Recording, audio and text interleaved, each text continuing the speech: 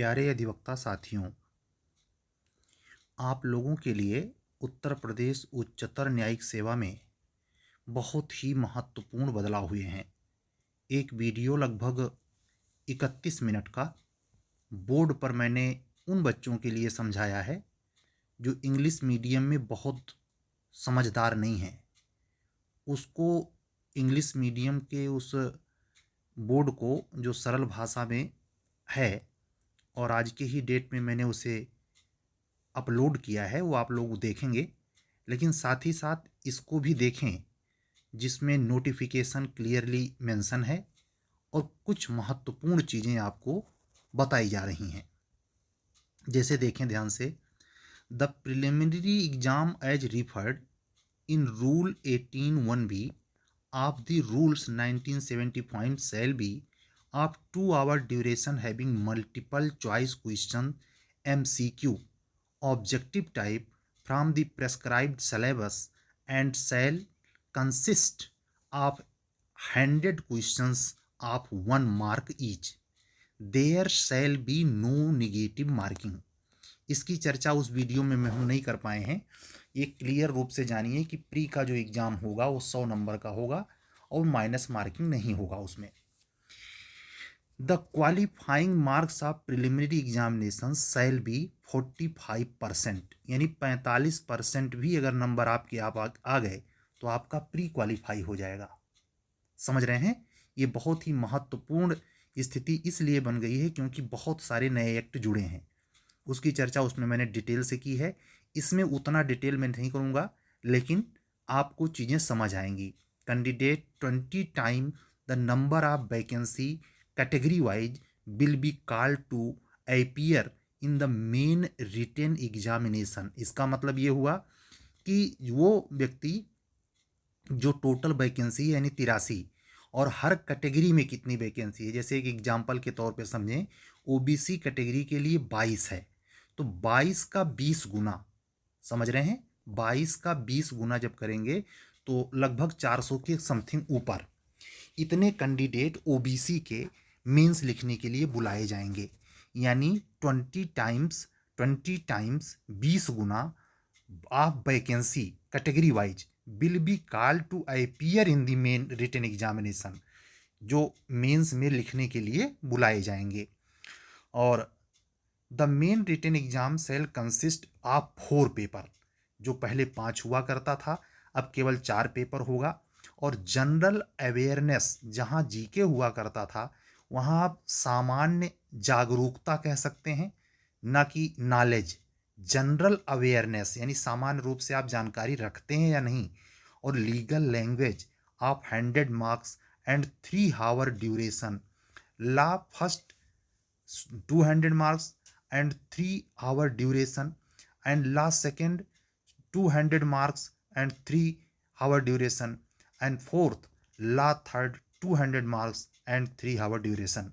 हमारे बोर्ड के उसमें लेक्चर में जो भी थोड़ी देर पहले मैंने दिया है उसमें नीचे के सिलेबस में ये जो लॉ थर्ड पे 200 मार्क्स है वहाँ मेंशन ना होने के कारण उसमें हमने उल्लेख किया है कि वहाँ हाई कोर्ट लिखने में मिस्टेक किया है। मतलब नीचे भी मैं दिखाऊंगा आपको कि वहाँ वहाँ ये बात मेंशन नहीं है, लेकिन यहाँ क्लियर हो गया। Question in main written examination will preliminary as subjective type, मतलब जो मेन का जो एग्जाम होगा, मुख्य परीक्षा जो होगी वो प्राइमरली बी सब्जेक्टिव टाइप यानी लिखित होगी। All question shall be compulsory, सभी अनिवार्य होंगे। The law paper will inter alia test drafting conveyancing pleading and order judgment writing ability and skill, इसमें बताने की जरूरत नहीं है। The candidate will have choice to answer in either in Hindi और in English except where instructed otherwise. समझ रहे हैं? आप जो चुनाव कर लेंगे कि आप किस मीडियम में परीक्षा देना चाहते हैं उस मीडियम में आप इसे दे सकते हैं। द कैंडिडेट, ध्यान से देखना यहाँ 9वां number, the candidate shall be required to obtain 40% marks in each paper, यानी चारों पेपर में 40% मार्क लाना अनिवार्य है।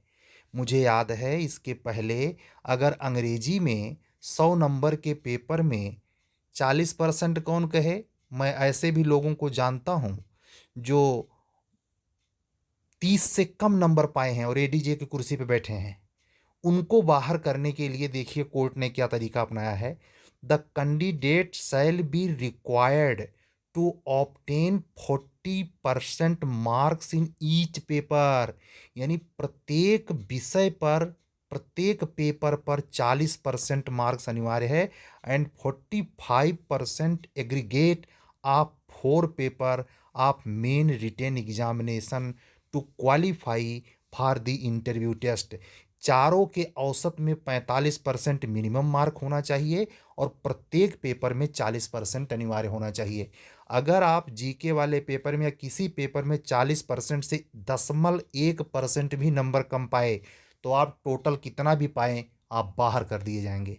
ये कान खोल करके सुन लीजिए। 10वां point, candidate 3 times the number of vacancy category wise will be called to appear in the interview test who are able to obtain such qualifying mark in the main written exam। ऊपर के condition यानी column number 9 पे जो शर्त लगाई गई है इसको जो पूरा करेगा और जो मेंस क्वालिफाई कर जाएगा, यानी प्रत्येक पेपर में 40% नंबर होंगे, एग्रीगेट नंबर उसके 45% के ऊपर होंगे तो इंटरव्यू के लिए बुलाया जाएगा। लेकिन प्रत्येक कैटेगरी में जितनी सीट है उसका 3 गुना मात्र ही, उससे ज़्यादा नहीं। 11वां point, final merit list shall be prepared category wise. अंतिम जो मेरिट लिस्ट बनाई जाएगी वो कैटेगरी वाइज बनाई जाएगी on the basis of aggregate of marks obtain at the mains written examination and interview test. यानी ये जो फाइनल मार्कशीट बनेगी उसमें मेन और इंटरव्यू के नंबर जोड़े जाएंगे। अब आइए देखिए, यही ये बात मैंने उसमें पूरी की है तो डिटेल में आपको बताने की ज़रूरत नहीं है, बोर्ड वाला आप क्लास देख लीजिएगा, इसमें आप सब पढ़ सकते हैं। सबसे एक महत्वपूर्ण बात जो बोर्ड वाले वीडियो में छूट गई है वो ये है कि ये जो आप पेपर नंबर 2 देखेंगे तो इसमें जो इस सारे एक्ट जुड़े हैं गौर से आप देखते पढ़ते चले जाइएगा सब, इसमें कोई बड़ी बात नहीं है, उसको पढ़ के क्या सुनाएं। और फिर आप इसमें आगे बढ़िए, पेपर नंबर 3 में जो 200 नंबर का होगा, ध्यान से देखिए इसमें जितने हैं जितने सब शामिल किए गए हैं देखते जाइए। भारतीय साक्ष्य अधिनियम एप्लीकेशन है ना, शेड्यूल ट्राइब प्रिवेंशन भारतीय साक्ष्य अधिनियम टोटल, उसमें मैंने एक एक लाइन पढ़ के मैंने आपको बताया है बोर्ड वाले क्लास पर। तो यहाँ फिर देखिए धीरे धीरे कर दे रहा हूँ, आप गौर से देख लेंगे सारे हिंदू सक्सेशन। हाँ इसी में देखिए, जैसे देखिए पेपर नंबर 4 लिखा है और ला 3rd लिखा है, यहाँ ये लिखना भूल गया है कि कितने नंबर का है, ऊपर खैर मेंशन है जैसे यहाँ देखिए गौर से, यहाँ ये बताया है कि 200 मार्क्स का है 3 घंटे का है, यहाँ भी देखिए 200 मार्क का है 3 घंटे का है, तो यहाँ भी तो लिखना चाहिए था, तो यहाँ नहीं लिखा है लेकिन वहाँ ऊपर लिखा है। ठीक है, तो इसमें आप देखिए सबसे ज़्यादा पेपर जो है ये ला 3rd पेपर में है, Hindu marriage act, Hindu succession act, कुल मिलाकर के आप देखते जाइए, urban act, tenancy act, Uttar Pradesh urban planning act है ना।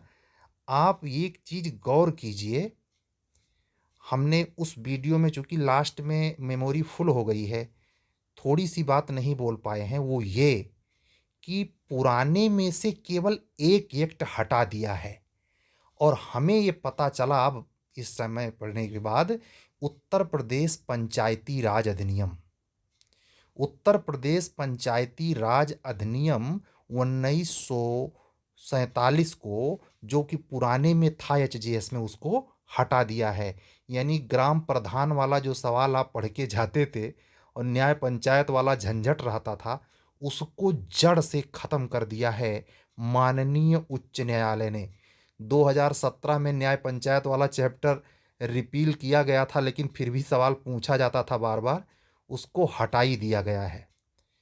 नए नए जो जुड़े हैं उसको तो आप पढ़ लेंगे, बस इतना कहूँगा कि बहुत महत्वपूर्ण बहुत बड़े स्तर का बदलाव है।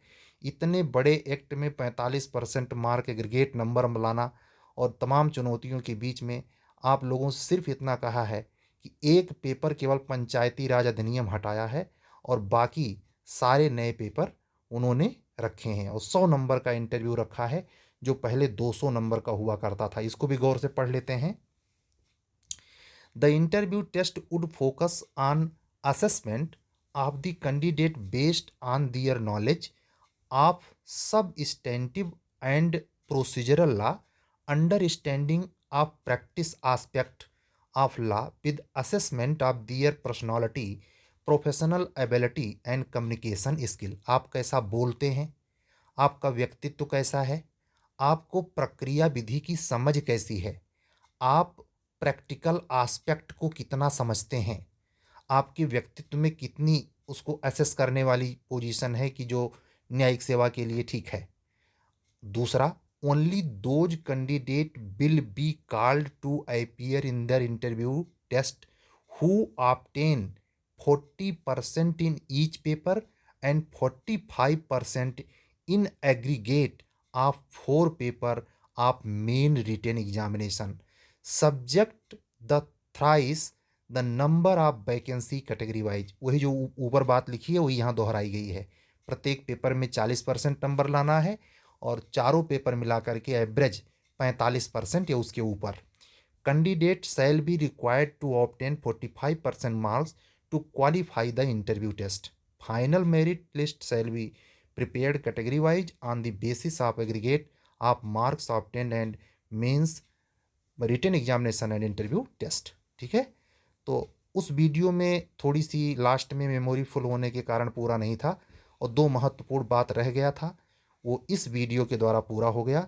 और दोनों वीडियो आप अगर ये देख रहे हो तो वो देखें और वो देख रहे हो तो ये भी देख लें, इससे आपका संशय मिट जाएगा। ठीक है, तो आज की वीडियो पूरी महत्वपूर्ण थी, इसलिए हमने कहा आप लोगों को इसके माध्यम से भी बता देते हैं। शुक्रिया सभी लोगों का। सत्य में